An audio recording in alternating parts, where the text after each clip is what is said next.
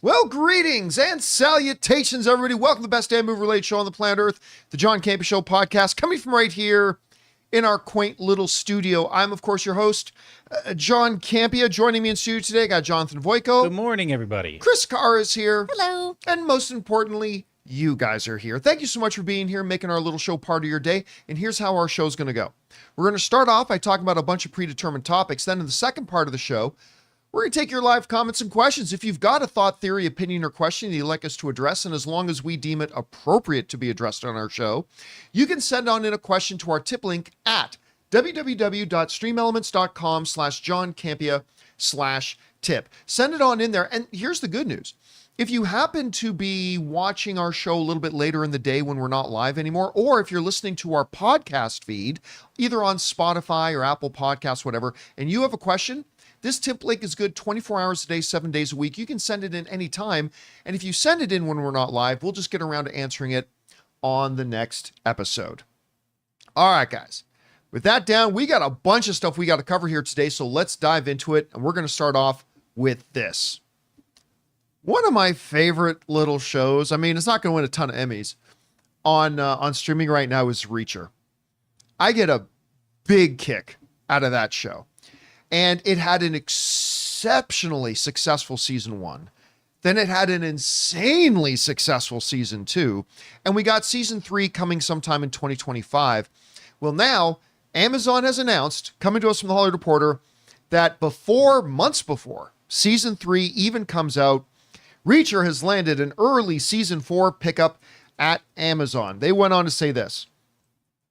The third season of Reacher isn't set to premiere until next year, but Amazon Prime Video is already looking beyond it.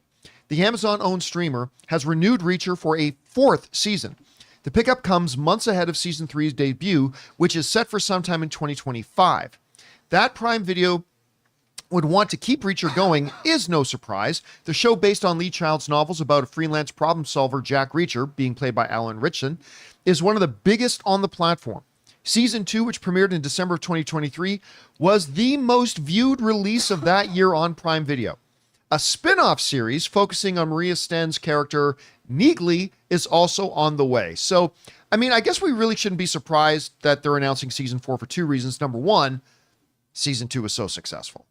Number 2, they're already expanding it into a Reacher universe with the Neegly spin-off. By the way, I do love that character. I think that's a great choice for a spin-off.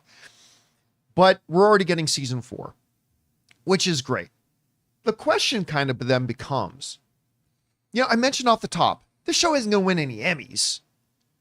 So why do we like it so much? Why is it so successful? I bring it down to one main reason. There is this truth about on-screen entertainment that I always say, that movies, and also by extension television shows, are experiential events, right? We go to them for an experience, to laugh, to cry, to feel stress, to feel horror. We come to this place. We come to this place. You had to go there. Yeah. Shut up. Heartbreak feels good there. But heartbreak feels good there. We go over there for an experience, and Reacher delivers on one really good experience. I mean, there's also a few smaller ones like mystery. Sometimes there's a mystery to solve. They're not bad at being it's not the most complex mysteries in the world, but they do a pretty good job with their little mystery stories as well. But the big main visceral experience they give is this. There is something on a visceral level that we as viewers just love about seeing a good guy beat the living crap out of a bad guy. We just love it.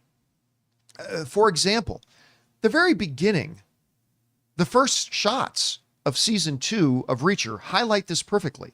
The show begins, season 2 begins, with Reacher at an ATM and noticing that the woman in front of him at the ATM is very nervous and distraught. He then finds out, you're in trouble.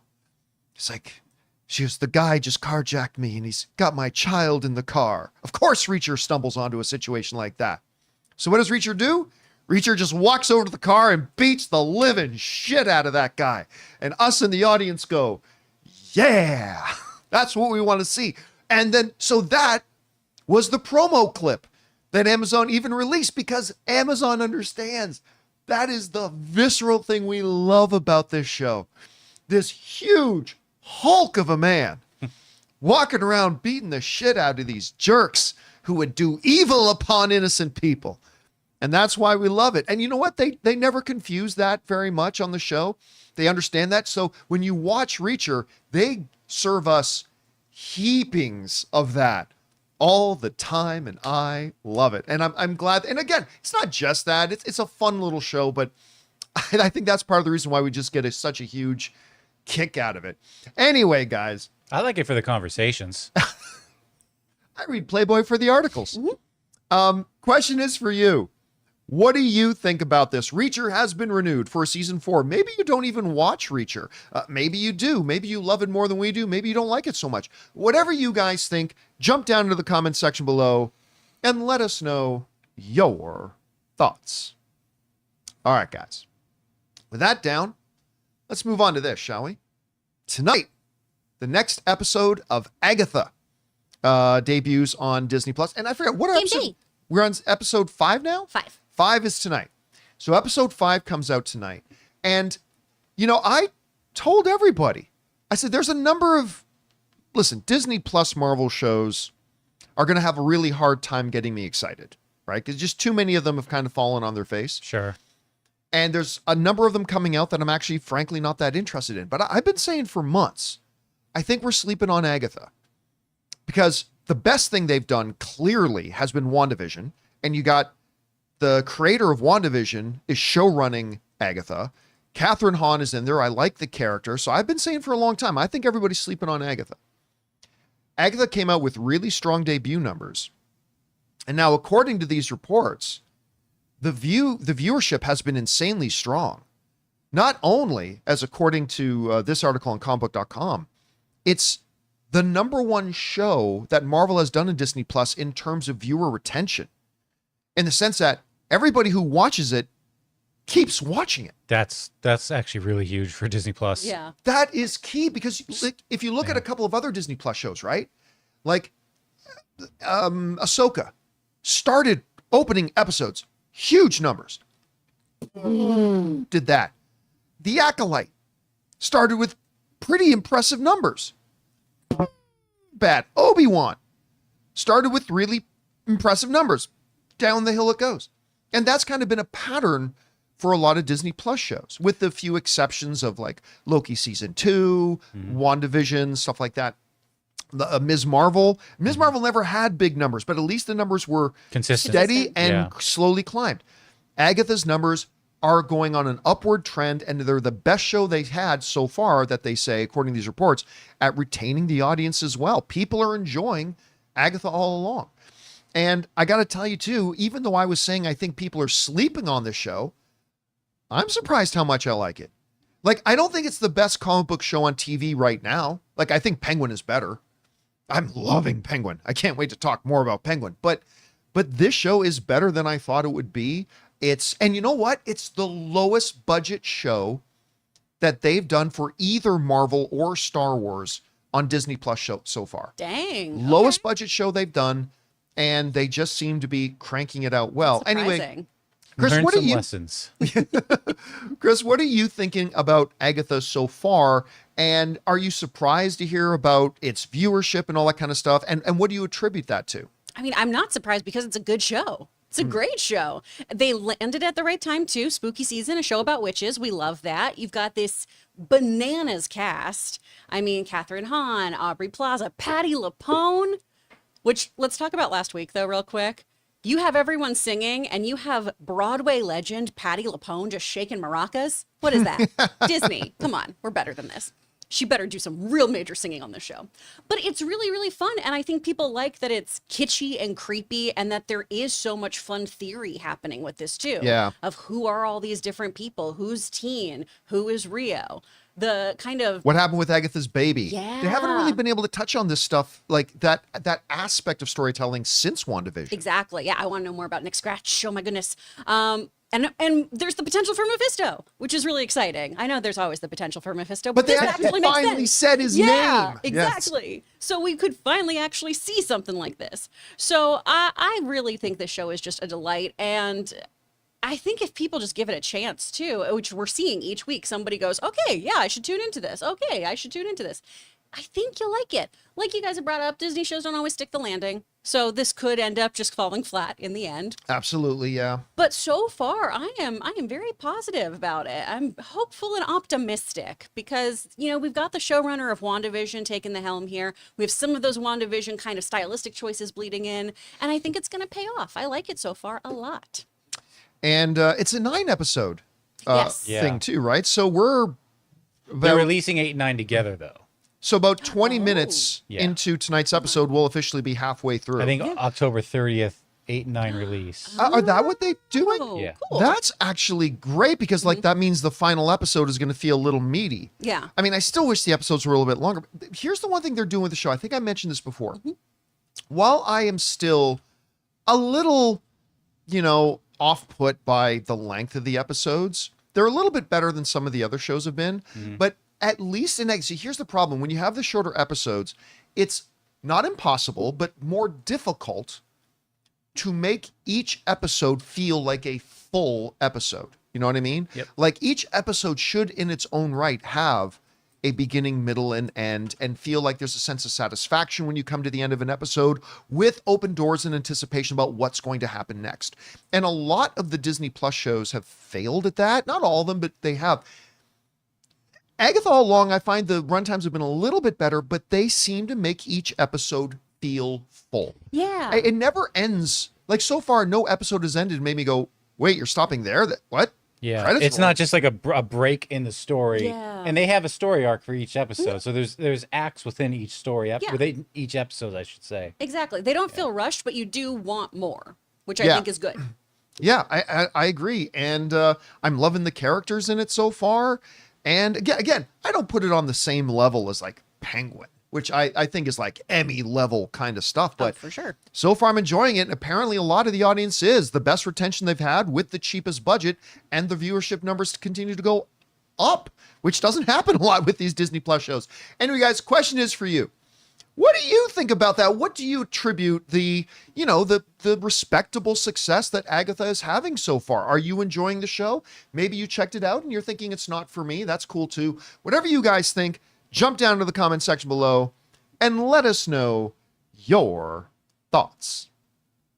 All right, guys. With that down, let's move on to this, shall we?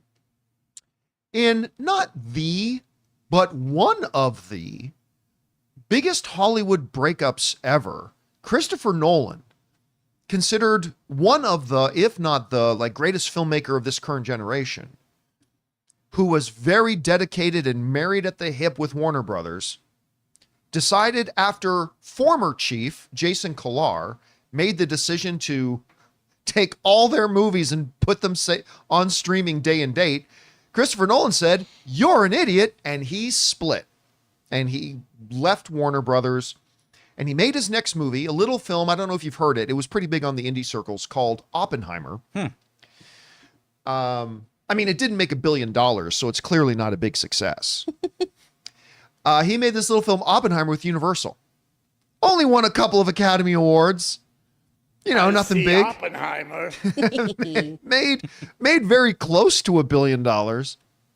And so it's really no shock or surprise that it's been announced that he is making his next film indeed with Universal. And it looks like he's, going to go on a second date with Matt Damon, because this makes sound like Matt Damon's going to star in it too. This comes from the Hollywood Reporter, who headlined, "Christopher Nolan's next movie lands at Universal with Matt Damon in talks to star."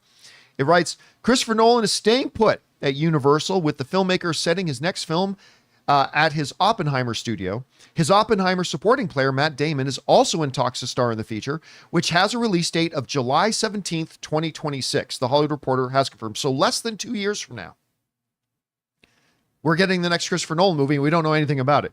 The news comes in mid-speculation as to where and when Nolan would make his next feature. He publicly split with longtime home Warner Brothers in late 2020 amid its controversial Project Popcorn initiative, but has expressed an openness over the past year to do business with the studio again. So let me touch on that for a second. We, of course, talked about this, I think a little over a year ago, that Warner Brothers head David Zaslav, that he was spotted having lunch with Christopher Nolan. And apparently the lunch went well because Nolan went from when hell freezes over, will I make another film with Warner Brothers, to a change of ownership, whatever, a lunch with David Zaslav, and now Nolan saying, yeah, I would make another film with Warner Brothers. But it's also not surprising that after, I mean, not the biggest box office film he's ever had, but I think I feel good saying the biggest success he's ever had, Oppenheimer. If you want to take in box office, audience response, critic response, Sure. awards, Yeah, that's fair. all that kind of stuff, I feel safe calling Oppenheimer not just limited to just box office, but his most successful film. After coming off his biggest success ever with Oppenheimer, to say, you know what? First date was good. Let's do a second. Let's do this again. Let's run this back, and seeing what they can do there again. And, you know, Nolan is also one of these directors who, like a Tim Burton and like several others, really likes working with actors he's already worked with. He doesn't just work with one actor like Tim Burton did for many years, but he likes working with actors he already has a shorthand with. And having just worked with Matt Damon, I like the idea. Now, the only thing we know about this new movie is that it's not going to be The Prisoner, because there had been some rumors and reports going around, and I think they were true and real, that Christopher Nolan was maybe looking at doing an adaptation of the 1960s The Prisoner, and that probably will happen at some point. But the one thing the Hollywood Reporter says that that's not what the next project is. So no idea what it's going to be. Is it going to be another sci-fi epic? Is it going to be another historical thing like Oppenheimer or Dunkirk? I kind of would be down for that, honestly. Oh, I would be too, but he seems to like to change gears. Yeah, he mixes it up. So maybe a modern murder mystery like Rian Johnson is kind of into doing right now. I don't know, but whatever it's going to be, all we need to know is that it's the next Christopher Nolan film. Yeah. And that's enough to get everybody's attention. Anyway, Chris, you hear about this news. What's standing out to you? Oh, that he's still just like, one day, Warner Brothers. That's the biggest takeaway I have here, honestly. Of course, he landed with Universal. He had a great relationship with them. He had one of the best films that he's ever done happen with them. It was delivered the way he wanted it to. He had a great relationship and a great time with them.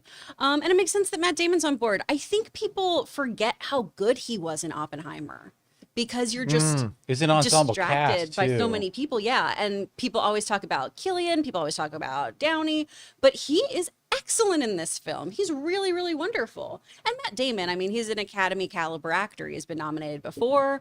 And I think him working with this director too just goes to show that he also is after that prestige for himself. Let's try to talk. He's after that prestige for himself as well. I think Nolan has a pretty solid track record. I mean, Tenet wasn't awesome, but he's great, and they clearly enjoyed working together. Just, you know, I know it's going to be a loud movie. It's the only thing. It's the only thing I wish he'd work on And that a will little strain bit. a little bit to hear the dialogue in some Exactly, yeah. places. And Yeah. like, this isn't balanced. To his credit, though, in Oppenheimer, I never strained to It was understand anyone. much improved. It was great in Oppenheimer. It was wonderful. Because it'd be a little weird if you're just like in 1940s and people are like, Yeah, exactly. Yeah, I mean, look, it looks really good on him to do this, because like you mentioned the prestige and everything. Mm-hmm. Look, I once had, I won't say which show and at what year and who the writer was, but I once had an Academy Award winning writer in studio. And in talking off camera, you know, we were just shooting it around, just talking. And I'm like, I asked them, obviously I love the Oscars. So I'm like asking, what was it like winning the Oscar? Blah. Yeah. And what they told me was basically, and I'll show you how this ties in with Christopher Nolan. She goes, look, all the writers and directors and even actors will tell you, because it's the right thing to say. This is what the Oscar winner's telling me, that all they want to do is the work. They don't really care about the Oscar and stuff like that. They just want to do the work. She goes, that is a lie. She goes, every single person in this business, whether they've already won 2 Oscars, whether they've never won any, every person in this industry, they told me, would kill to get one of those Oscars. I don't think it's a small thing that Christopher Nolan won so many Oscars with Universal and then goes, let's do this again. Yeah. Let's do that. I mean, look, I don't think Universal is the reason he got those Oscars, No. but you know, just like professional athletes, everybody's got little superstitions. Yeah, Like you they- might feel like you're jinxing it. Yes, it's like, you know what? I worked with them and look what the results were. Mm-hmm. Maybe I can add a few more Oscars to my mantle. Yeah, because you have the logistics in play now. Mm-hmm. If you switch over to Warner Brothers, now you have to deal with a whole other like red tape of different bureaucracies there. Yeah. It's just retooling it. Exactly. So yeah. And Zaslav should court him a little longer. He It needs sounds to be like- wined and dined It more. sounds like me that it was mission accomplished show. Like when Nolan went from I will never work with this studio again, period, to I'm absolutely open to working with Warner Brothers again. I mean, that's a huge shift. Now remember, every other studio's been trying to court Christopher Nolan too. Very famously, the folks at Disney were whining and dining Nolan. Very famously, the people at Paramount were whining and dining Christopher Nolan. So, but he's got a dance partner right now. And if it ain't broke, don't fix it. So yeah, we'll see what happens. Anyway, guys, question is for you. What do you think about this news that not only is Christopher Nolan doing his next movie Universal, we even got a release date for it. Summer 2026. What do you think he's going to do? Do you think it'll be another one of the genres he's already excelled in? Something sci-fi, maybe historical biopic kind of thing? Maybe he'll get into some areas he's never done before. How about a Christopher Nolan comedy? How about a Christopher Nolan horror film? I don't know. Whatever you, Chris doesn't like that idea. Whatever I'm trying you, to think if I've ever heard Christopher Nolan laugh, and now it just is like a chilling thought. I'm sure I bet you, like, we put him on such a pedestal, and I bet you when people are just talking to him, he's just delightful. Yeah, I'm sure, but there is kind of like the same energy that Werner Herzog gives off, kind of as Nolan. Well, has. I kind of feel the same way about, like, for a while I used to think, oh man, if Quentin Tarantino came in, what if he was just like such a dick because he's such an auteur? Yeah. But then everyone I've ever talked to that's spoken to him is like he's so down to earth when you're just hanging out. with him. he's very cool. Yeah. He's very cool. Actually, Yeah. I remember, no, I won't go into that. Anyway, question is for you guys. What do you think about all this? Jump down into the comment section below and let us know your thoughts. All right, guys, with that down, listen, we still got a couple of other big things to cover, including a Green Lantern again has been cast. We now have our third Green Lantern who's going to be in the new DCU, and it is the guy from Rebel Ridge, Aaron Pierre. He's been cast as John Stewart. We're going to talk about that. And also, with the success of the Batman and now the Penguin series, Warner Brothers is developing a Gotham universe that they want to explore within this Matt Reeves universe. We're going to talk about that and a few things more. But before we do, we're going to take a quick second to thank a couple of sponsors of today's episode of the John Campea Show podcast, our friends at Miracle Made and Acorns.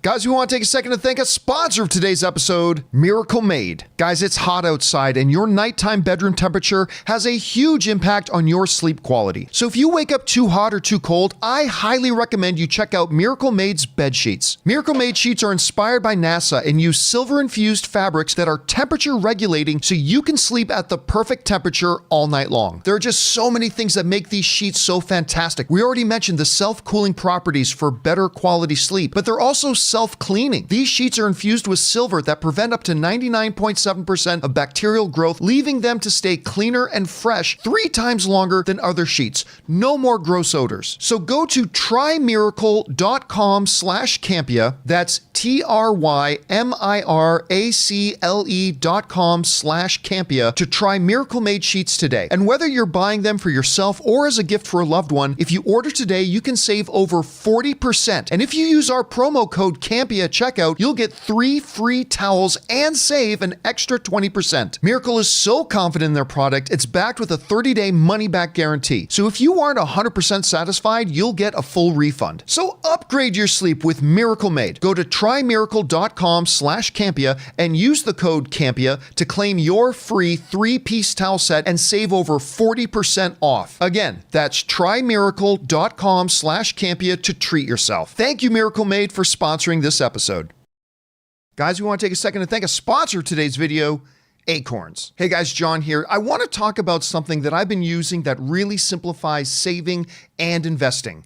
Acorns. Now, I know a lot of you might find investing intimidating. Maybe you don't know where to start, or you think you need a ton of money to make it worthwhile, but trust me, I've been there. And that's why I love Acorns. Acorns makes it super easy to automatically save and invest. And the best part, you can get started with just your spare change. Literally, Acorns takes that leftover change from everyday purchases and invests it for you. Acorns builds a portfolio specifically for you based on your money goals, and then it automatically invests your money for you. You don't need to be an expert at all. For me, it was an absolute game changer. When I got started, I was busy. I didn't have time to sit around managing my investments, but I still wanted my money to have a chance to grow. Acorns took care of that for me effortlessly. So if you're ready to start investing in your future, head to acorns.com/Campea or download the Acorns app to start today. Client testimonial. Compensation provides incentive to positively promote Acorns. Investing involves risk. Acorns Advisors, LLC, an SEC registered investment advisor. View important disclosures at acorns.com/Campea. And thank you to our friends at Miracle Made and Acorns for sponsoring today's episode of the John Campea Show podcast. All right, guys, with that down, let's move on to this, shall we?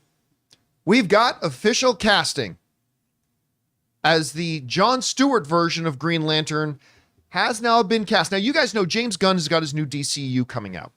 And we found out a long time ago that none other than Nathan Fillion is playing one of the Green Lanterns. He's playing the Guy Gardner Green Lantern. We're going to see him first pop up, at least I think we are, in Superman. I mean, I know he's in Superman. I just don't know, maybe something he pops up in something else in a surprise way. But we're going to see him in there.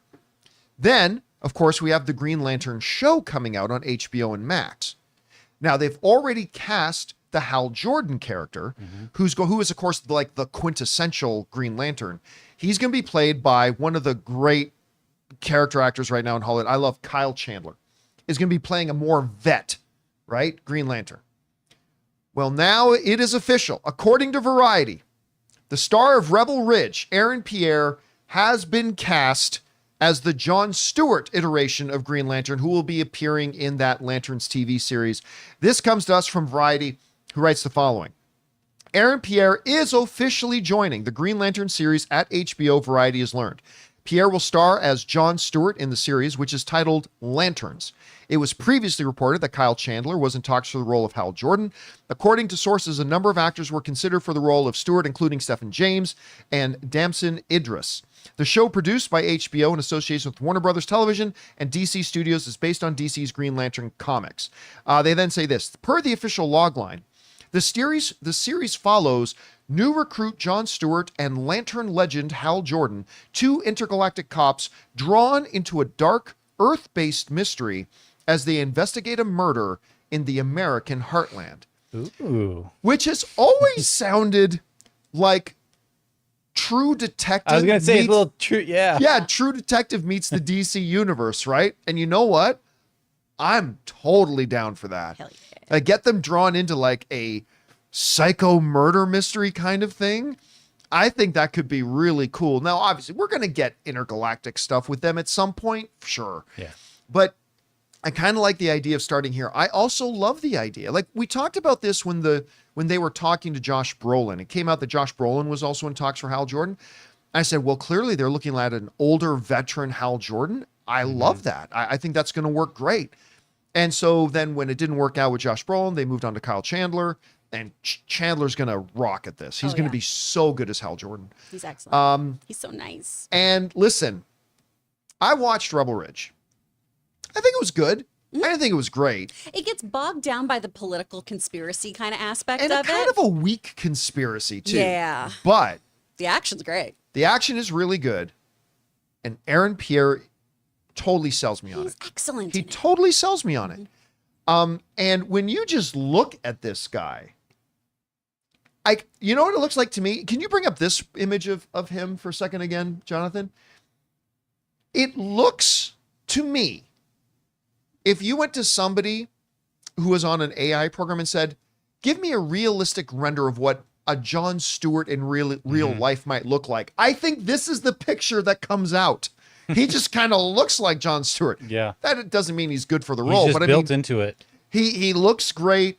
I think he's going to be able to carry that. I mean, he has such a commanding presence in Rebel Ridge. And by the way, he's done about 50 other things. It's not like he's only done Rebel Right. Ridge. It's not like it's. I mean, it's a pretty small resume, actually, but a lot of people who are really into DC might remember him from Krypton. Mm-hmm.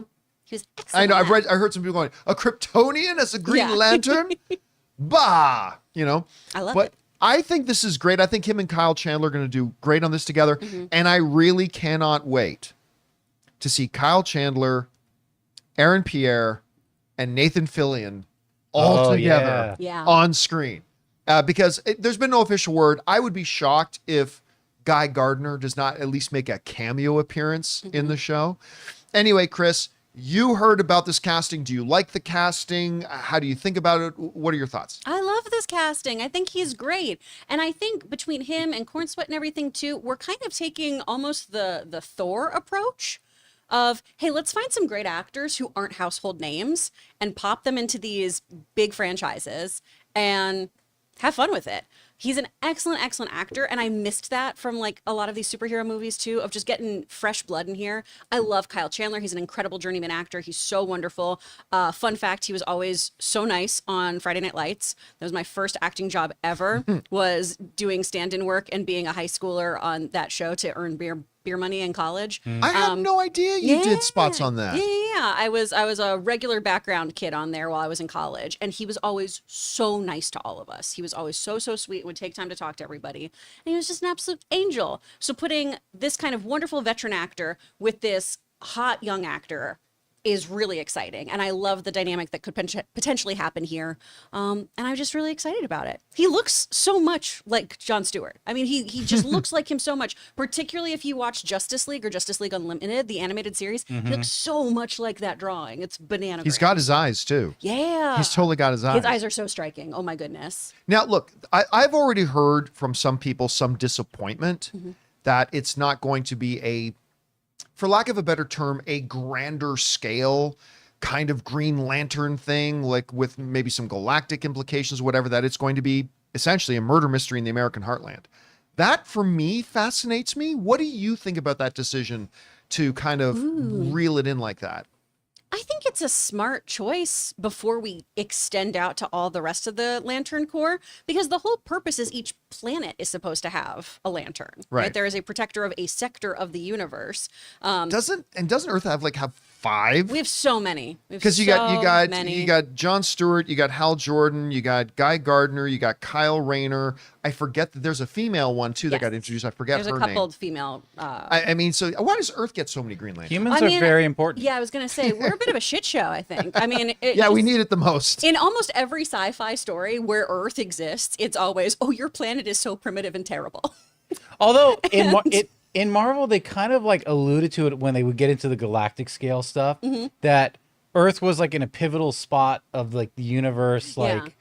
you know what I mean? It's where you wanna things put, hung a in highway. balance with Yeah. that solar system and Sure, everything. yeah, So But that's also, why humans are more important in the comics. that makes. So what do you But think people about are these trash. guys with these magic rings solving a murder? I love it. I love a I do murder think show. it's a take on it, though. I don't think we want to just say oh, this is just some child abducting lunatic or something. Sure. There's going to be something to it that a person with a magic ring has to deal with. Yeah, right? there's going to be some kind of intergalactic aspect to the murder. Sure. A Men in Black situation. Yeah. And then, maybe a little post-credit, the last episode, introducing maybe a villainous yellow-looking character. I mean, I don't know. Maybe yes, maybe no. Maybe. Anyway, guys, the question is for you. What do you think about this casting? I think it's great. I mean, look, I don't think this is the only guy who could have done it. I think there's a good list of 10 to 12 names that I think would have been great, but his is definitely one of them. I think he's going to do a wonderful job. Can't wait to see him and Kyle Chandler do this thing. Still no real word on when we can completely expect this show, but I'm excited about it now. And if they got their casting locked, I'm going to assume probably within the next couple of months they're going to go into production. Whatever you guys think about this, jump down into the comment section below and let us know your thoughts. All right, guys. With that down, let's move on to this, shall we? Right now, we've kind of got two different worlds within the framework of the DC umbrella, right? We have the upcoming, which I'm so excited about, the new James Gunn DCU, with him and his, of course, partner, Peter Safran. And we have the already now going Matt Reeves Batman and Batverse that is not in the DCU. It's a totally separate thing. Well, we now have a spin-off of that totally separate thing in the Penguin on HBO and Max, which is remarkable. I am loving, I couldn't believe how much I love the first episode. We're 3 episodes in and I'm liking each new episode better than the last. Yeah. I can't, like I said the other day, this is not just a great comic book show. This is a great TV show, period. End stop. It's fabulous. I love this thing. When that kind of success comes along in any field, doesn't matter if you're Apple, doesn't matter if you're whatever, Ford, doesn't matter. When you're having tremendous success in an area, you look at, are there ways for us to expand this success? So last night, I was texting back and forth with somebody who told me that Warner Brothers is already having meetings and taking pitches for expanding out this, what they refer to as, I'm not saying Warner Brothers is officially calling it this. I'm just saying this is what the person I was talking to referred to it as, a Gotham universe, separate from James Gunn's DCU. Mm-hmm. What was kind of implied in the conversation was that they are looking at, obviously, doing more Batman movies. We know there's a Batman 2 coming. We will probably end up with a Penguin season 2. But seeing if they can add to the fabric of Gotham. The other thing that was interesting that was said to me was that it would be confined to Gotham.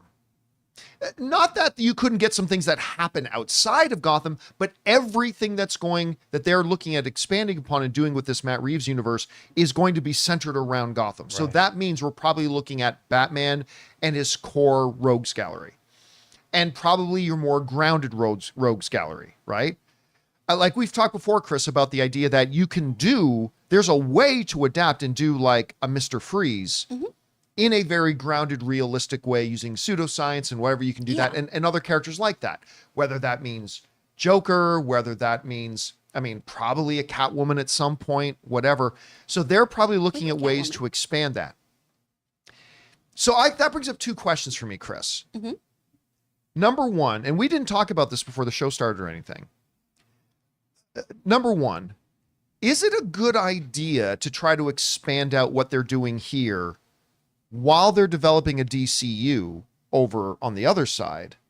And number 2, if they do indeed expand this a little bit, what directions do you think they can go? Which characters do you think they should zoom in on? And I suspect it will be minimal. Like, I don't think we're going to get 3 new shows a year and 2. I think this is probably going to be like a 1 thing a year sort of thing is my guess. But is it the right idea? And number 2, if they do it, which characters can you see them expanding on? I do think it's the right move because I like this universe and I don't want it to really play with my friends over in bright, shiny DC. I've already had desaturated DC. I don't want that to be the thing for everything. Right. I want this lovely Seven meets Batman situation over here. And then I want shiny spandex aliens, all of this over here.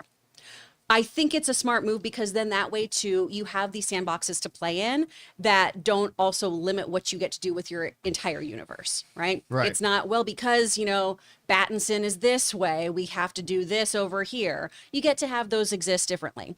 Now, as far as expanding this goes, I think we've talked about this before when there was potentially going to be the Arkham show. I would love an Arkham anthology series of kind of doing that with the Rogues Gallery. Which they have talked about. I think that'd be really cool, especially if you do some of your kind of like CD list kind of villains on there and really play with that. But then the question for that is, do you do an Arkham anthology show in the DCU or in the Gotham universe? I prefer it in the Gotham universe. I think in the Gotham one, because then you can get kind of Mindhunter-y. And also... Ooh, Mindhunter-y. Yeah, and also, this kind of takes...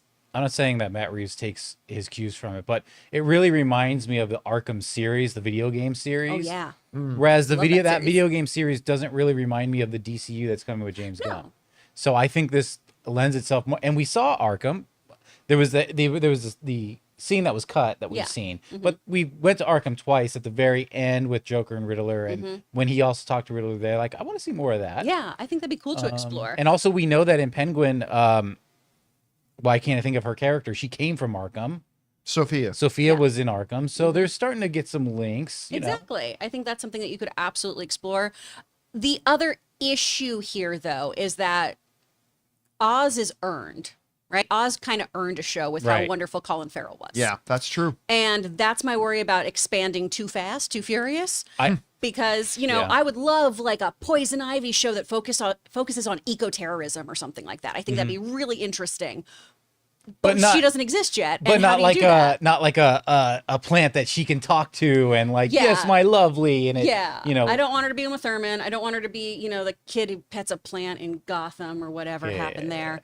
Gotham, the TV series, to be clear. But you have to kind of earn these other shows that are going to follow a specific character, unless it is an anthology or something like that where you're being introduced to them. I think a lot of the linchpin characters, like a Victor Fries, we would want to meet him, see him, have him earn that spot. Be organic. Yeah. I think if you're releasing these at the Matt Reeves pace, you're in better luck of getting that, though. Yeah. Because he does take his time to release these things. He does want them linked. He does kind of tease whatever. Yeah. So I think you're not going... The mistake, I agree with you, would be like, well, let's fast track. Yeah. Everyone gets a show. We're just Oprah with television shows now. You get one and you get one. Yeah. You're very intentional with your films. I mean, Matt is very intentional. Oh, yes. Yeah. I like this. One of our live viewers, Tob Napernick, is saying, do it like a Blacklist. That's actually, because I love the Mindhunter idea, but I'm also a big fan of Blacklist. Like, that could work really well, too. Who would you have in a role of, like, a Blacklist, like a, you know what I mean? Like the lead of that. Who is your Red Redding? Who's Reddington, right? Yeah. In that's a great question. Because you're going to need to focus it around a particular character, right? But that's a good thought. Anyway, guys, the question is for you. What do you think about this? I mean, obviously, all studios and everybody out there has been speculating that they're probably going to do more stuff with this Matt Reeves universe now that Penguin is such a success. So do you think it's the right thing to do? Which directions would you go? What types of characters do you think you can invest in this world? Do you like the idea of keeping it more confined to Gotham itself? Whatever you guys think, jump down to the comment section below and let us know your thoughts. All right, guys. With all that down, it's now time for us to move on to the most important part of our show, which is taking your live comments and questions. But before we do, we're going to take another moment to take another sponsor of today's episode of the John Campea Show podcast, our friends at Tile Trackers. Guys, we want to take a second to thank a sponsor of today's video, Life 360 Tile Trackers. So when I go out, I often bring my little backpack satchel. It's small and just big enough to hold my iPad, a backup battery, my wallet, and a few other things. Anyway, last year at a poker tournament, I thought I lost it. I freaked out for over an hour until I finally realized I had left it in the car. I wish that I had Life 360 Tile Trackers back then. And that's why you need Life 360's Tile Trackers. It's perfect for keeping track of all the important stuff that always seems to go missing. Keys, wallets, backpacks, you name it. If something's nearby, just ring your tile through the app, and if it's far away, you can track it on the map. Super simple. I've even got an electric bike that I keep in my backyard that would be pretty expensive to replace, so I slapped a tile tracker on that too. Instant peace of mind. And here's another thing I love. Unlike some other trackers, Tile won't alert thieves with notifications. It's great for families because it's not just about tracking stuff, it's about that peace of mind. So if you're ready to family-proof your family, head to tile.com and use the code CAMPEA to get 15% off your Tile trackers today. That's tile.com, code CAMPEA. And thank you to our friends at Tile Trackers for sponsoring today's episode of the John Campea Show podcast. All right, guys, with that done, let's get over to your questions here, shall we? Jonathan, what we got up first? We got Cinema Over Content, who says Joker 2 situation is an exception. Countless more movies have been ruined by studio interference than an unruly auteur. Bullshit. That's total bullshit. But by all means, please continue. Unruly auteur, whatever Phillips knows about good filmmaking. The money men know much less. Warner Brothers can only blame themselves for agreeing to his terms. Well, that is probably true, that last part. But here's the thing. The greatest movies of all time have all been collaborations between the studios and the filmmakers. Peter Jackson himself, when he made Lord of the Rings, he talked ad nauseum. He talked a lot about some of the now he ignored some of the notes, but a lot of the really helpful notes he got from the studio.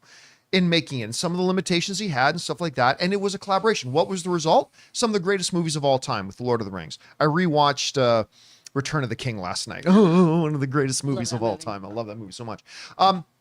You know, this whole idea, like, here's the thing though. Audiences just go, if a movie ends up bad, they go, oh, it was the studio's fault. If a movie turns out good, they don't go, oh, it's because of the studio. I'm not saying they should, but you got to understand that 99% of movies that get made are a good balance, or should be a good balance, of, you know, the studios do give directives.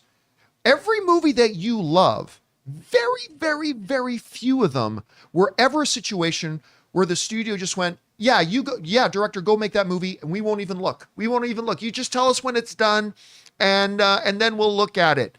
Like, I don't know why so many film fans thinks that's how it happens. It's not. It's not. No.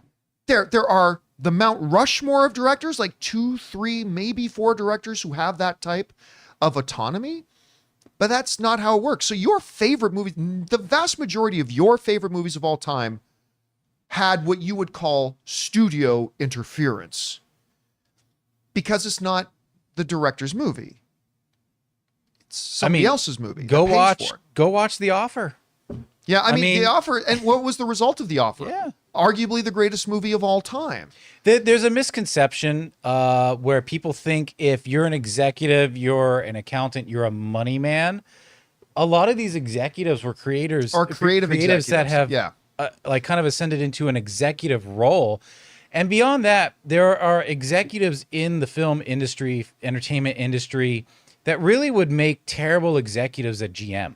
Oh, yeah. Because they are film and entertainment, you know, centric executives. So it really, it does a disservice to this industry to be like, oh, well, it's just the bean counters making the decisions. No. That's not the case. Are there examples yes, there are. When the studio's involvement ruined a film?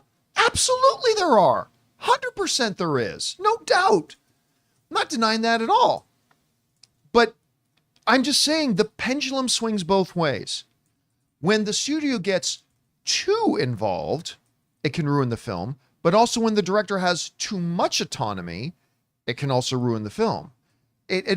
Most of the best movies ever made are usually a nice balance between the two. When you have a great working relationship and great chemistry and great, you know, collaboration between a studio and their filmmakers, that's when magic happens most of the time.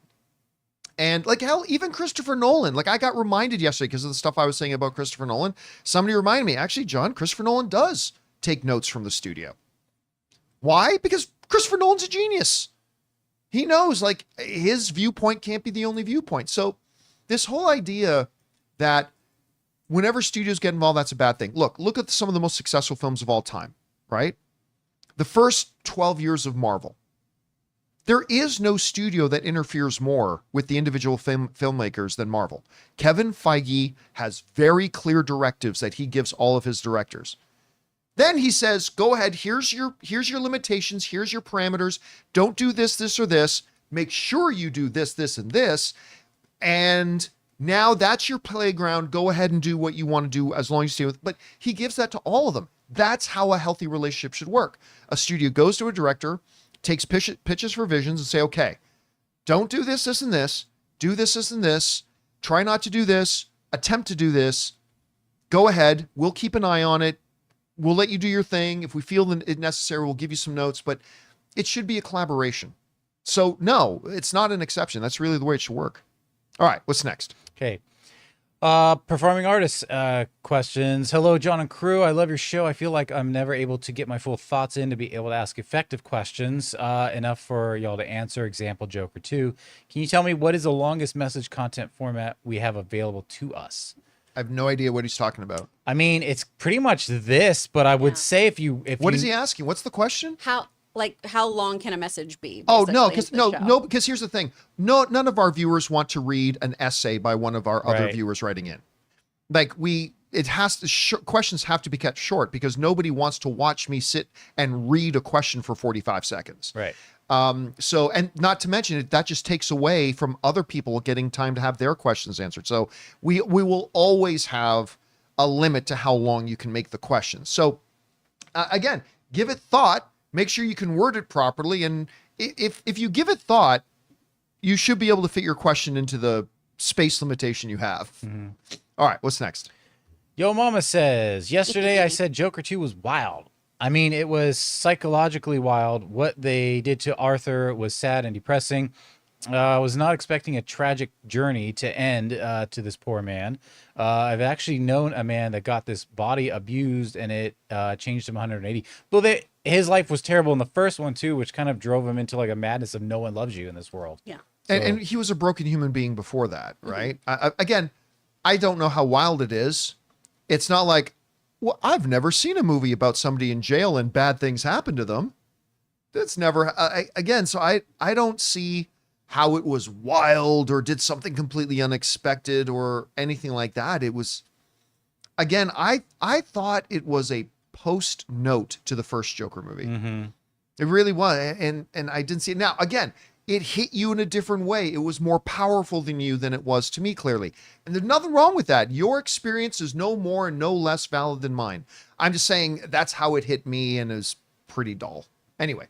All right. What's next? BMC says, love the sports show you posted recently. It was awesome. My question is, do you think Gunn will wait until the Batman trilogy is over before releasing the DCU Batman film? No, I think it's already in the It's already pipeline. in the works. Yeah. Don't get me wrong, the more Batman, the better, but is it smart business-wise? Yeah, it can work. It can work. I think they just have to be it has to be like a Gotham Gotham universe, or just some kind of, not a subtitle, but just like something, a badge, you know what I mean? So people understand. Because here's the thing. Matt Reeves's Batman came out while the DCEU was still in existence. And no one was like, wait, is that Ben Affleck's Nobody character? was confused.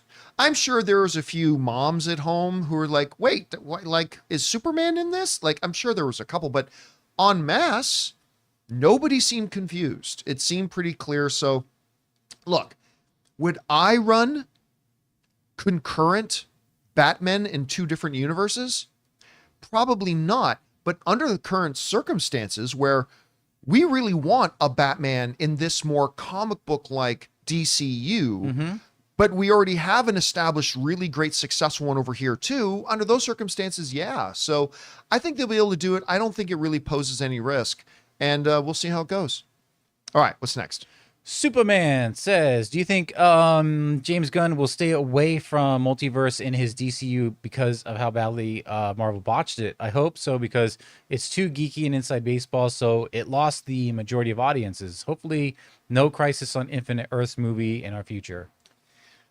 I think it's okay. Like, again, I say this as somebody who really thinks using multiverse in your story is the ultimate height of lazy writing, because there's no consequences to anything.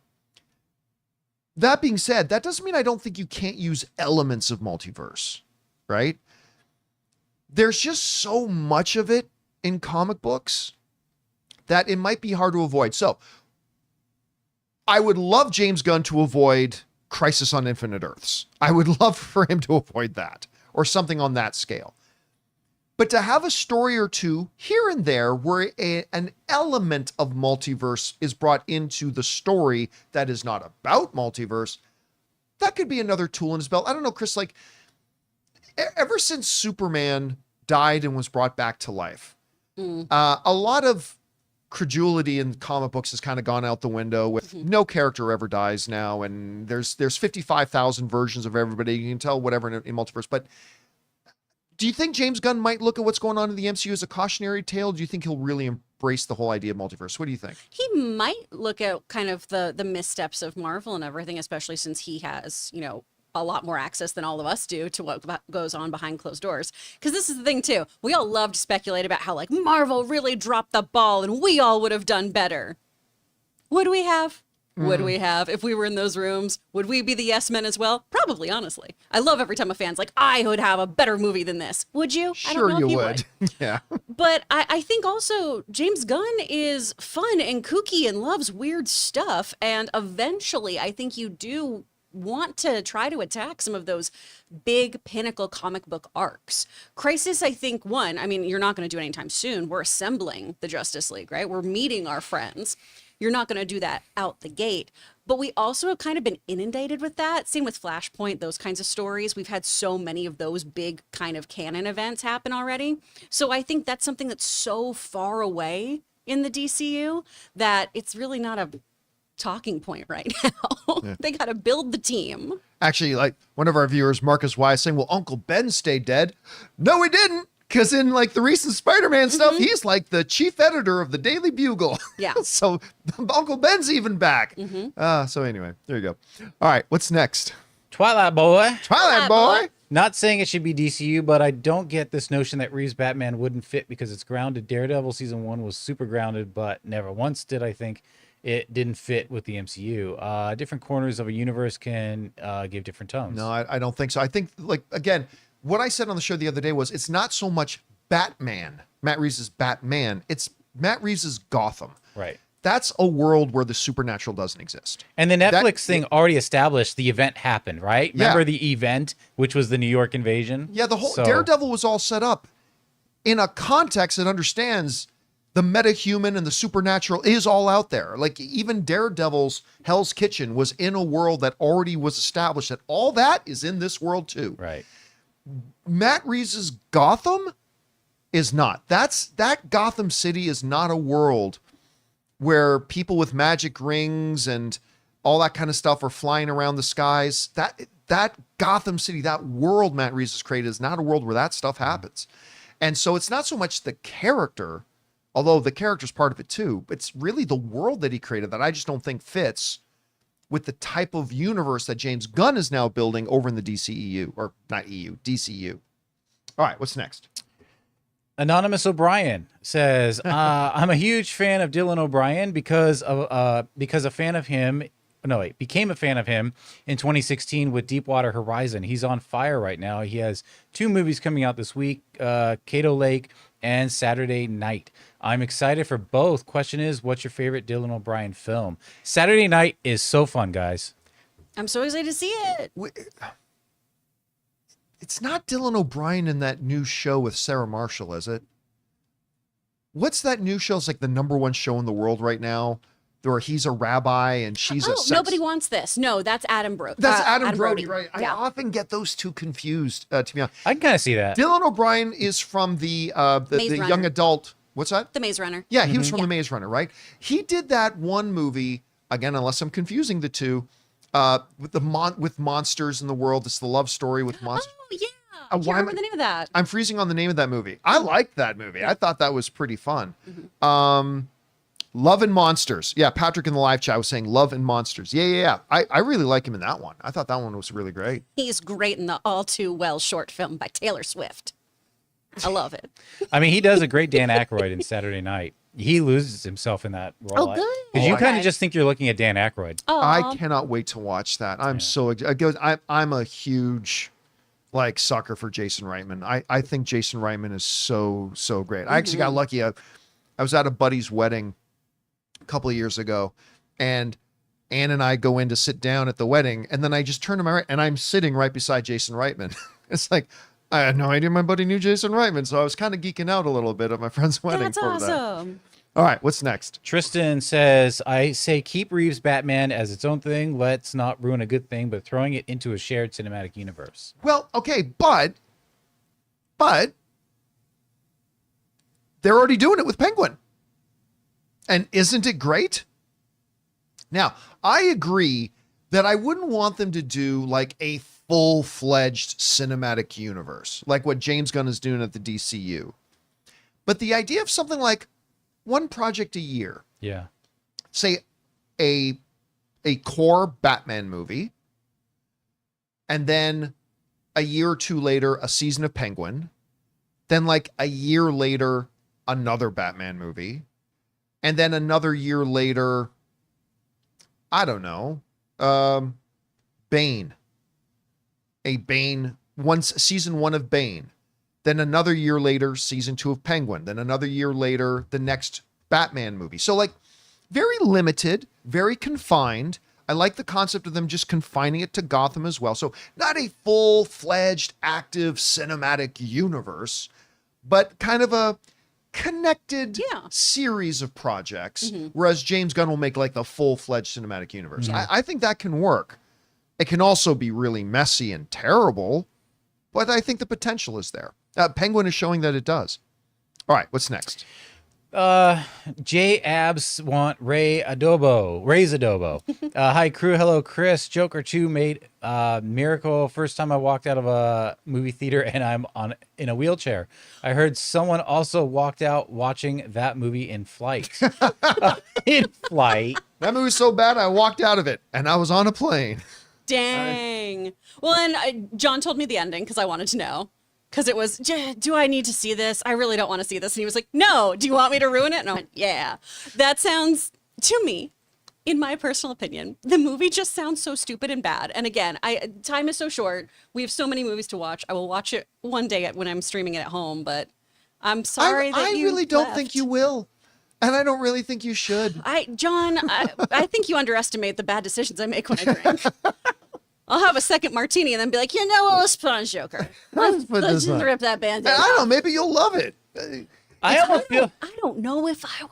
You know how they say like you could take the musical pieces out because they don't push the narrative forward. Yeah, you could that's edit what I that keep and just hearing watch from the movie. everyone. I kind of just want to watch the musical pieces, just as little music videos, and then maybe That's the other part. and that's it. The musical numbers aren't very good.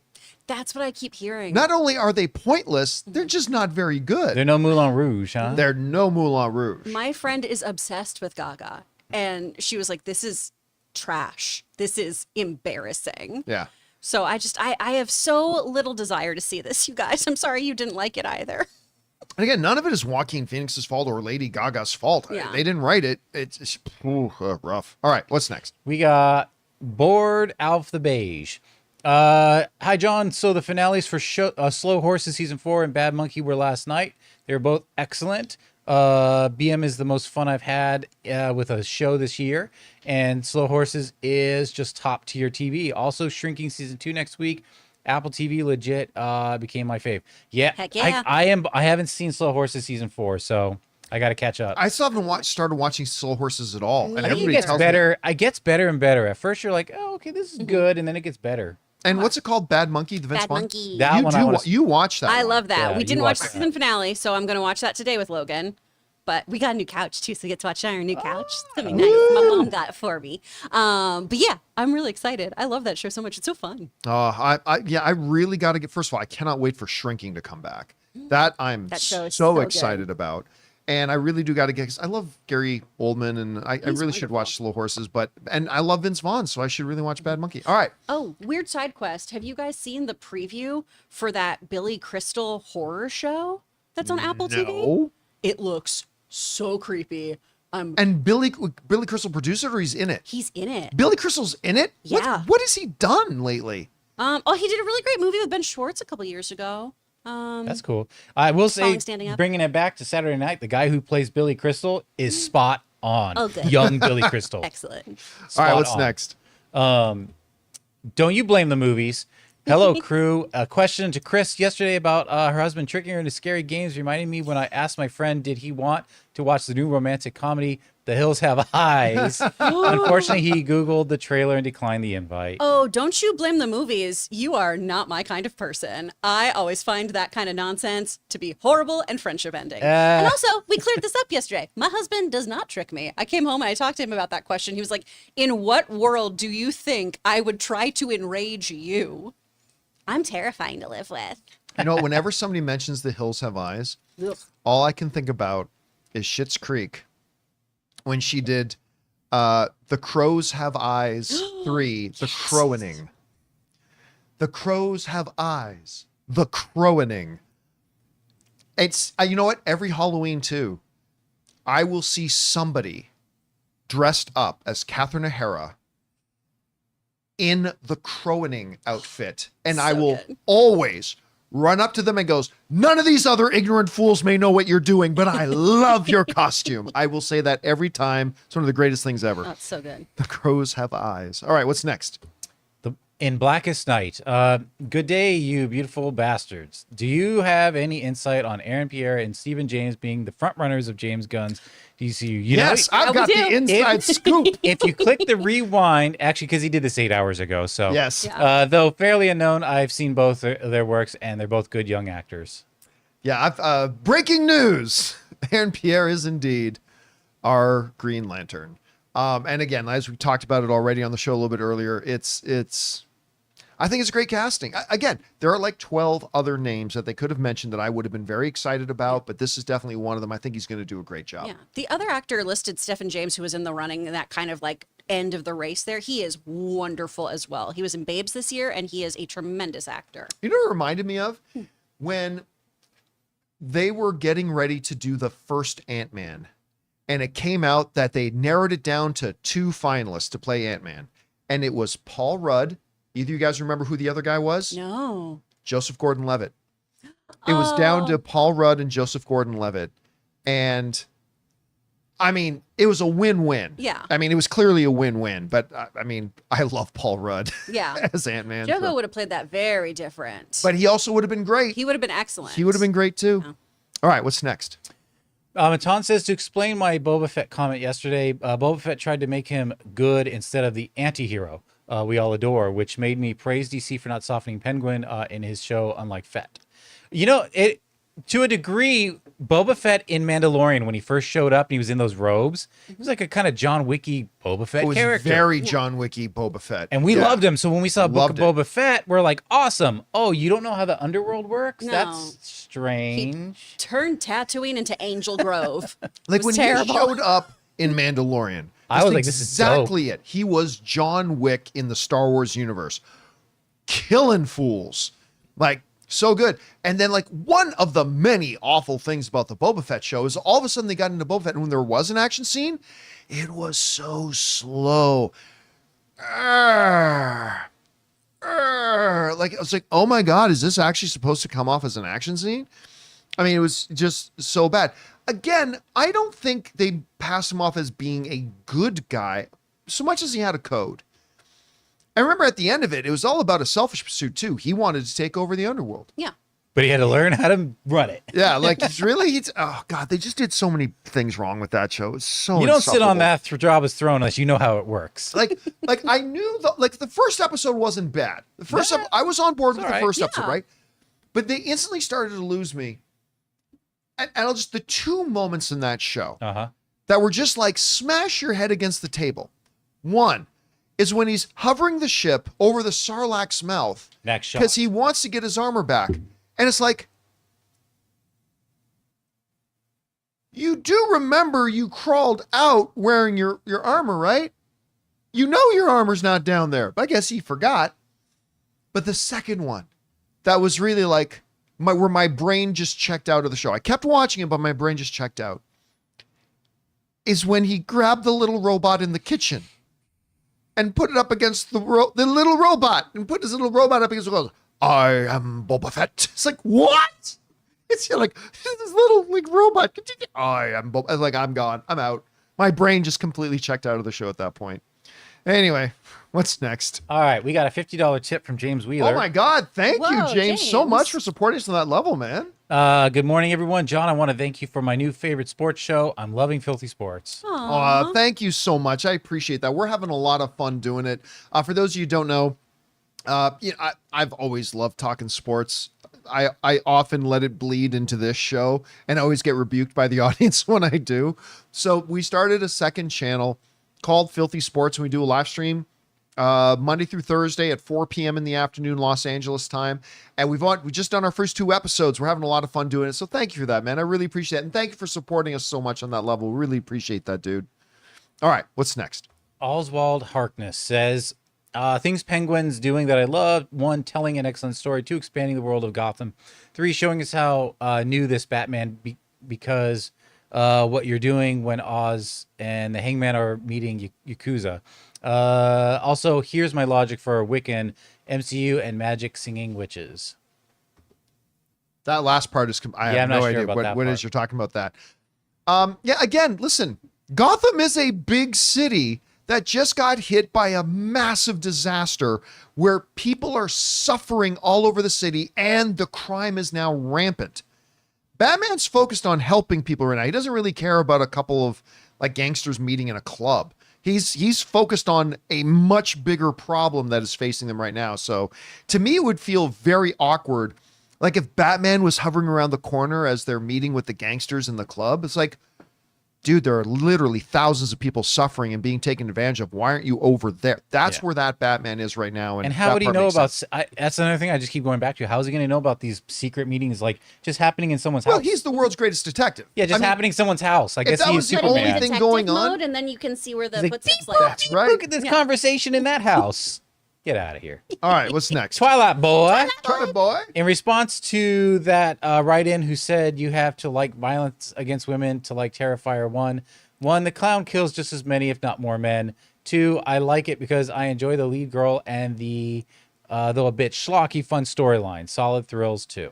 Yeah, I didn't get that comment that we got the other day because it's like if name any movie where there's a murder. I guess you must approve of murder. I guess I love when minors get eaten by sharks in real life because I like Jaws. I am so pro feeding minors to sharks. Yeah, that's why I like Jaws. My understanding, and I could be very wrong here because obviously this is not my genre, but that the Terrifier franchise though is particularly graphic and sure, it's body and violence, like gore it's porn. a slasher. Okay, Yeah. It's gore porn. It's a movie subgenre that. But again, it's on-screen stuff. Movies provide experiences, and some go this way, some go that way. Mm-hmm. But to like enjoy, again, Jaws is not to say, yeah, we're all for adolescents being eaten by sharks. So again, and Terrifier is not for me. Get what you get. Yeah, Terrifier is not for me, but it's fine that it's for other people. All right. What's next? Okay, we got Petey Pete, who says, "Hey, John, just curious what your thoughts would be on StarCraft series. Think the storyline from the game is really good. Do you think the WoW movie might have hurt World of Warcraft? Oh, World of Warcraft, that chance. P.S. I rewatched season 1 of Banshee again. There is no doubt that the World of Warcraft movie hurt. If there were any chances of a StarCraft movie or show, there's no doubt that World of Warcraft and the results that it had. And by the way, I don't hate the World of Warcraft movie. That was directed by the same guy who directed Moon, which was fantastic. What's his Labyrinth? Who starred in Labyrinth? Oh, David Bowie. David Bowie's son. Oh. Jones. Something. Oh, what's his name? He's the one who directed Moon. David Bowie's son directed Duncan Moon. Jones? Duncan Jones, yeah. So Duncan Jones directed Moon and then directed World of Warcraft. I actually had Duncan Jones in my studio to talk about the World of Warcraft, all that kind of stuff. Anyway, other than World of Warcraft, probably the game I've spent more hours of my life playing is StarCraft. Huh. I love StarCraft. And there is a great story in it. You could never do it as a TV show. I just don't think there's any way to do it as a TV show. That would be so bloody high budget, like crazy high budget. And yeah, I think the World of Warcraft result kind of hurt its chances, if there ever was a chance of it.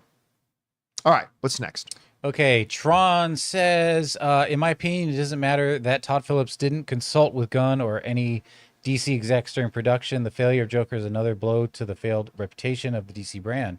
This is the 6th flop in a row. Gunn has his work cut out for him. I know, not true. Not coming off $1 billion Joker, the original one. No, but I want to go back to something somebody asked me a while ago. Is that, like, if the Joker, somebody asked me many, many months ago on this show, if the Joker is another $1 billion hit, do you think, how much do you think that helps James Gunn's DCU? And I said, none. It helps it none, because the audience knows that isn't James Gunn's DCU. The audience knows that Joker is, at least 98% of the audience knows that Joker is, when the first Joker came out, had nothing to do with Justice League. I said, when this Joker comes out, and I always said it wouldn't be $1 billion film, but I said, even if it's $1 billion film, it's not going to help the James Gunn DCU at all, because everybody knows one has nothing to do with the other. The opposite is also true.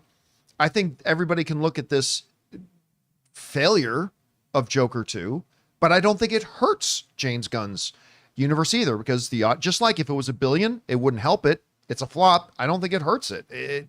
Everybody knows they're two completely separate things, and that's why I don't think one's going to have anything to do with the other. All right, what's next?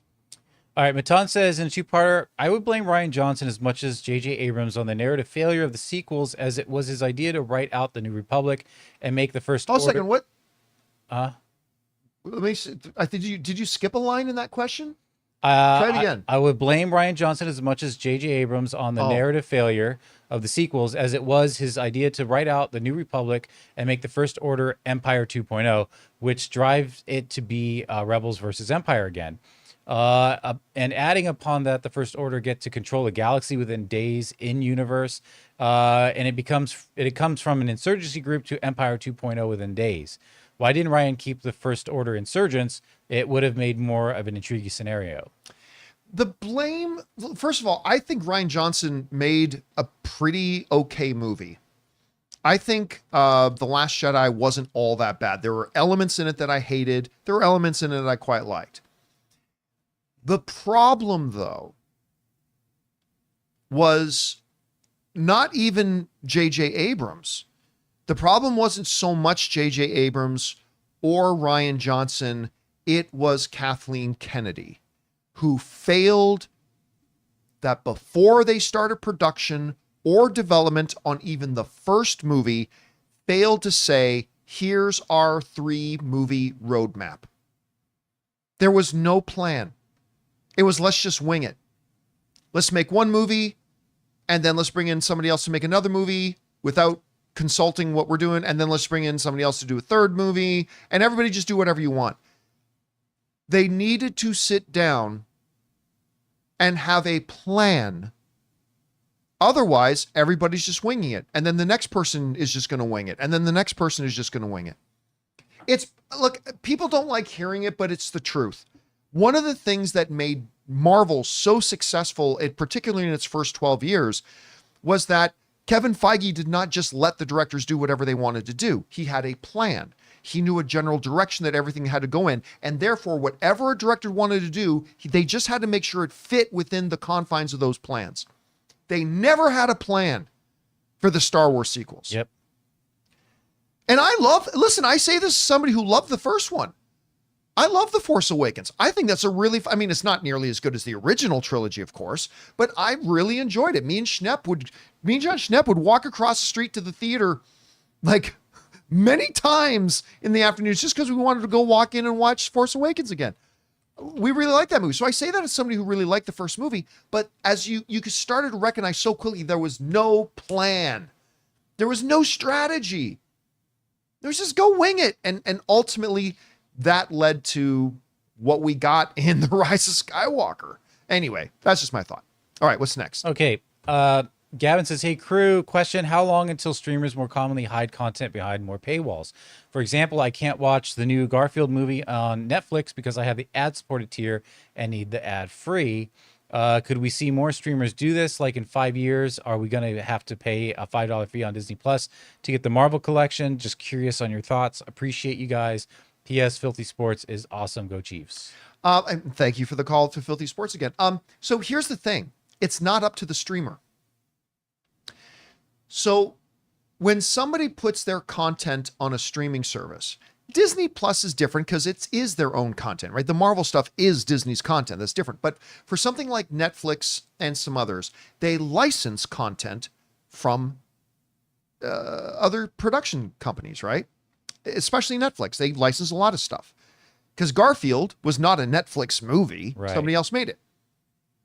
And so when they're negotiating a license to put Garfield on there, if they can't come to terms with the producers of splitting up the ad revenue, then the company that owns the movie can say, you cannot put our movie on your ad supported tier because we weren't able to come to an agreement with what cut of the ads we get.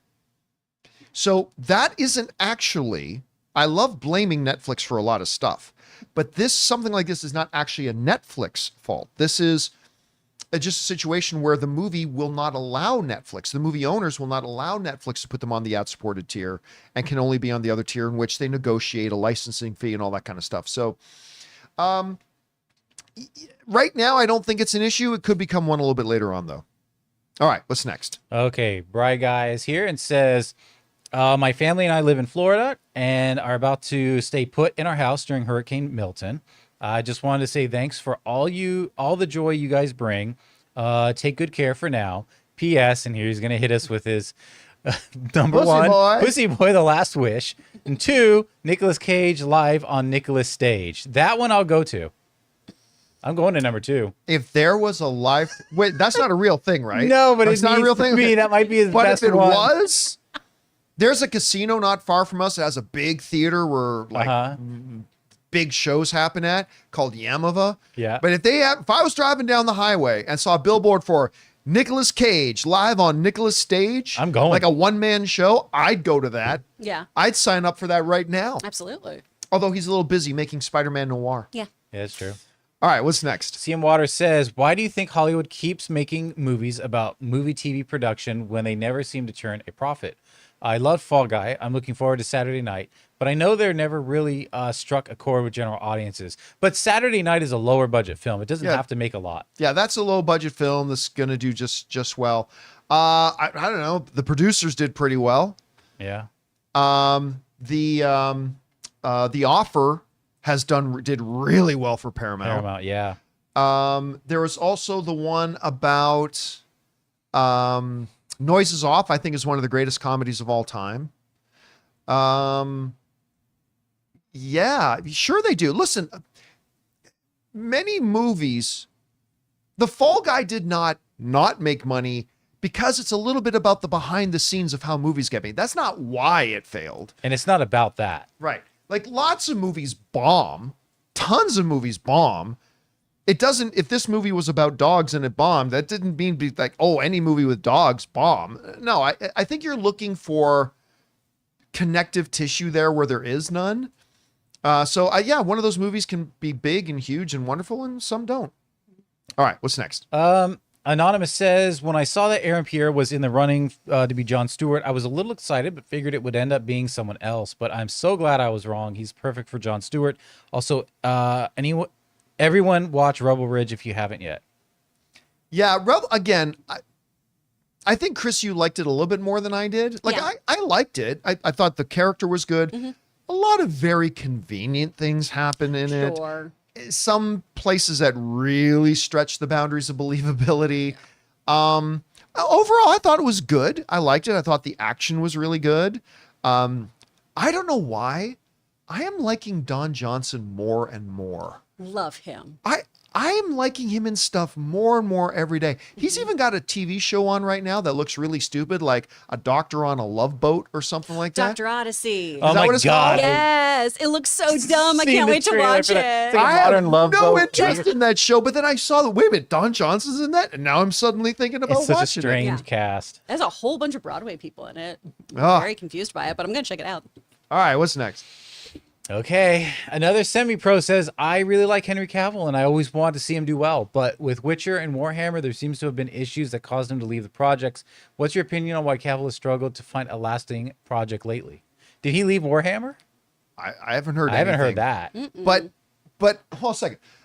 Somebody leaving a show after 3 seasons and a project that is having trouble getting off the ground. That's not unique to anybody. Like every actor has 50 or 60 projects that almost came to pass that then didn't come to pass. I mean, this isn't unique at all to Henry Cavill, and he was on The Witcher for multiple seasons. I don't see anything unique here to his experience. I'm just not seeing anything unique here to his experience right now. So I don't think there's an issue here. All right, what's next? We got Beautiful Madness. Chris, did you watch WWE Bad Blood? The Drew Punk match was the bloodiest I've probably seen in years. It was nuts. Drew McIntyre needed 16 stitches for that toolbox hit, and he bladed after it. Also, NXT women's division is cooking with Julia and Stephanie Fakir, or I don't know how they did watch WWE Bad Blood, and that was gnarly. There was so much blood, to the point of, are they using squibs? Yeah, it's just weird. It's just fake. It just seemed so odd because there was just blood gushing, Oh. where it was horrible. The entire time we were all just really distracted of like, oh, they gotta really throw that mat away. They gotta switch all this out. This is really gross. It was a really great match though. Everything was really fun. I had a great time. I loved it. Did you watch Mr. McMahon? I have not yet. It's pretty fascinating. Yeah. Yeah. There's stuff in there I never knew. Okay. It's oddly, it feels weird to say, there's stuff in there I never knew, both on the good side and the bad side. Yeah. I don't know if you've heard this here or not, or if we talked about it. There's a scene in it. There's a part in it where Paul Hunter Triple H is talking, and so like they were just setting up the example of how much everything about Vince McMahon's life is just the business. That's it. Everything's about business. He said, so Hunter is saying, when Steph and I were planning our actual wedding, like our real life wedding, Vince comes in and says, let's make it a part of a pay-per-view. Let's make your wedding a part of a pay-per-view. To which Stephanie just looked at him and said, no. And then Vince got all mad and like yelled at her, you're being selfish and all this kind of stuff. Seems like you're being selfish. She didn't want to make her real life wedding a part of a Yeah. pay-per-view. Do not blame her, Lord. Yeah, it's you know what? gives- It's funny. Both Stephanie and Shane both come across really well in this thing. Like really, really well. Not so much Vince. Well, yeah. But there's also good things that, like, there are several people, like, there's this one guy who talks about, listen, I'm always going to be very defensive of Vince McMahon because X number of years ago, he could tell there's something wrong. And he said, what's going on? I told him that my wife was just diagnosed with cancer. Because after that day, Vince McMahon took care of everything. He got her the best doctors in the world. He got her this, and she's still with me today because of Vince. Like Undertaker told stories about how we were doing a pay-per-view show and I got taken to the hospital. It's never happened before. Vince left the pay-per-view, went with me to the hospital and was at my bed. So it's like, it's really an interesting human It's character like, study. how do you have that empathy, but then not? and Well, then to yeah. be But a then total terrible. asshole. Well, and that's the thing, though, is the worst person you know, somebody has a story about them being completely likable and wonderful. And vice versa. Yeah. Everyone It's- contains multitudes. It's such an interesting study Unless of it's the duality of the human experience. Sometimes I wonder Yeah. if it's not a duality, but a cover, a front, a mask. That's you know? fair. Walter White Walker saying, wait a minute, you're telling me they didn't get married in Las Vegas in a drive-through when Stephanie was passed out? Yep, that was just You for know, TV. it gives me like how you say he's married to his business. It gave me some echoes of like the Iron Claw with Fritz von Erich, Yeah. and how he was very Yep. just all about his business. That makes sense. All right, what's next? Okay, we got Heartless Kal-El. Superman and Lois final season began Monday with 2 episodes. I did not expect this show to do the Doomsday story line this well. Michael Cudlitz is a chillingly evil Lex Luthor. The show also managed to recast the other brother, Jonathan, really well. Have either of you Yeah, watched I gave up on Superman and Lois. I didn't watch the final season. Well, Or the most final recent season just started now. Yeah. But so the the one last before season? that, yeah. Yeah, I got to the point, like, I really liked the show. Then I got turned off when they were kind of hinting that it might be a crossover with the Arrowverse. And then it was clear that it was, so I kind of came back to the show. But here's the thing about Superman and Lois. I loved everything about Superman and Lois. I couldn't take the CW-ishness of the high school jingle jangle. But Dad, I want to play on the football team. I just couldn't take it anymore. I got drugs that jingle, jangle, jingle. Yeah, like, I can't even remember what the drug in Superman and Lois is called anymore. I just Something the whole high school drama of it all, I just couldn't take anymore. And I ditched. I didn't watch last season. I'm not going to watch the following season. But anyway. All right. What's next? Good Canadian Kid Morgan says, hey, John and crew, I hope you're all doing well this week and are in good health and wellness. This is not about film, but it is something I wanted to address directly. For the last half a year, I've been off from work due to personal health issues. Oh, I'm so sorry to hear that. And part 2, okay, here. I'm normally very active, and being bedridden with back issues has been shockingly difficult from an emotional and mental standpoint. I I can understand that. Throughout these months, I've constantly said I need to hear my friends nerd when upset or stressed. I mean, look, that's what, first of all, I mean, that's a horrible situation that you're in. But one of the things that I've always said about what I love about the movies and what I love about the community of fans surrounding movies is that it gives us that, right? It gives us, I've always talked to him, the hardest times of my life, my first instinct is to sit down and watch a movie.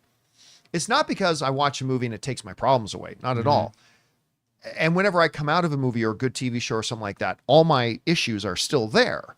It's just that I find that now I'm a little bit more refreshed. I have a little bit of a different perspective. I just find myself in a bit of a different place where I'm a little bit more equipped right now to kind of deal with it, or in a healthier spot to deal with it. It allows you to take the heat off that part of the brain for a while. It's a reprieve. Yeah. Right? I call it an oasis. From that kind of stuff. And it's vital. I think it's vital and it's important for us to have those. And I'm glad that it can be a part of that for you as well. So thanks for sharing that, man. I appreciate it. All right, what's next? Cody Hunt Film says, I first saw Aaron Pierre in Barry Jenkins' Amazon series Underground Railroad. He didn't have a he was really good in that. He didn't have a huge role, but he had such a screen presence. I highly recommend the show. I tell everyone to watch it. Very informative, and Joel Edgerton is despicable in it. It's highly rated. You should absolutely go check that out. Take his recommendation. It's really, really, really good. Oh my goodness. I didn't realize there was a part 3 to Good Canadian Kid Morgan. So, you and the entire crew have been massively helpful in getting through this. And all I can say, with today being my first day back at work. Oh, that's great. Right. Feeling strong and capable is thank you, all of you, from the bottom of my movie loving heart. Oh, well, yeah, it is every day. It's a great privilege for us to be able to be here and just have fun being part of the conversation and to have you guys join us for that. So thank you for that, man. I appreciate that. And congratulations on being back to work. That's awesome. All right, what's next? Ishan, the tennis coach, says, what are your thoughts on Jack Lowden from Slow Horses being a good candidate for James Bond? Never watched it. Yeah, it's hard because he's never seen it. I feel he might be a great fit for the role. He's got the looks and foundational physique needed, and he's young at 34. I guess I could kind of see him.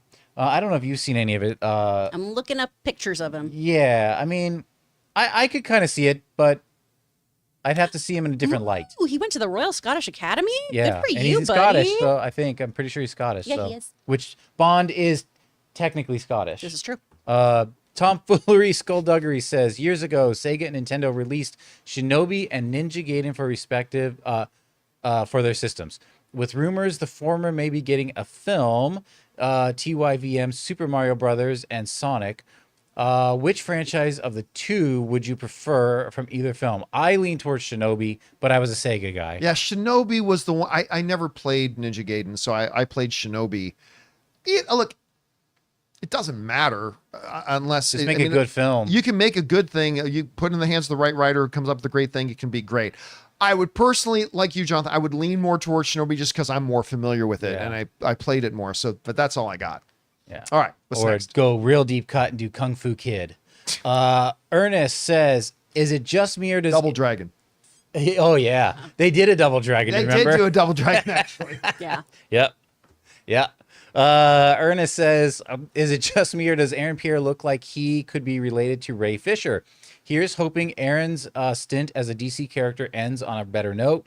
And James Gunn, we trust. Side note, I personally didn't mind Ray's take on the cyborg character. I don't remember what that was.